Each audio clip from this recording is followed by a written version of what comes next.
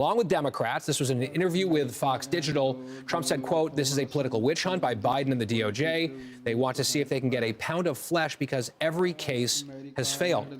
Fox News contributor and George Washington University law professor Jonathan Turley joins us this morning. Good to see you, Professor. You and I talked about this case on the radio yesterday. I understand Trump's upset about it. I think he's broadly angry that this case was brought in the first place. But in terms of this specific outcome from the judge and this sentencing that's coming, you don't necessarily think this is totally bad news from Trump's perspective. Why?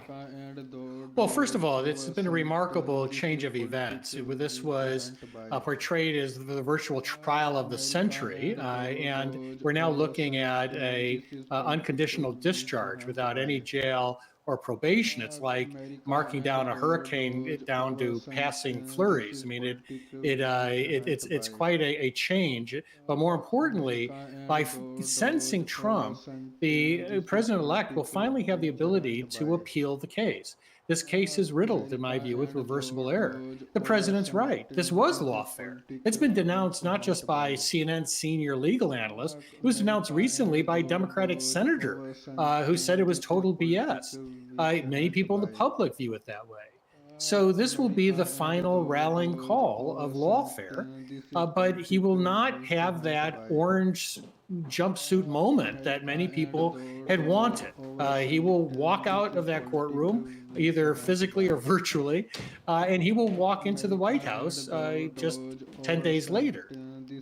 So, Professor, legal analysts seem confident that the judge has indicated here that there's not going to be any punishment attached to this sentence when this proceeding happens days from now. Why are people feeling that way? What is that clue or that indicator from the judge?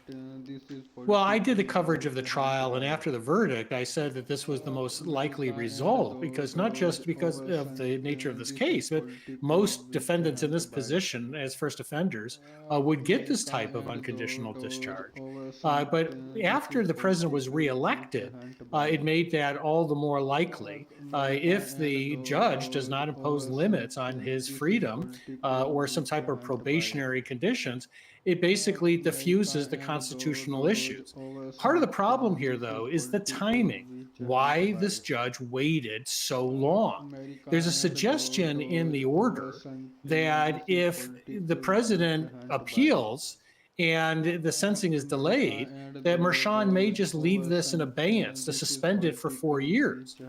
That would be a perfectly horrific result. It would allow this trial judge in New York to hold a leash on the American president for 4 years. It would allow the media to continually portray him as a convicted person who's awaiting sentencing. But there is that chance that if Trump appeals and it's delayed too much, Merchan may carry out that implied threat.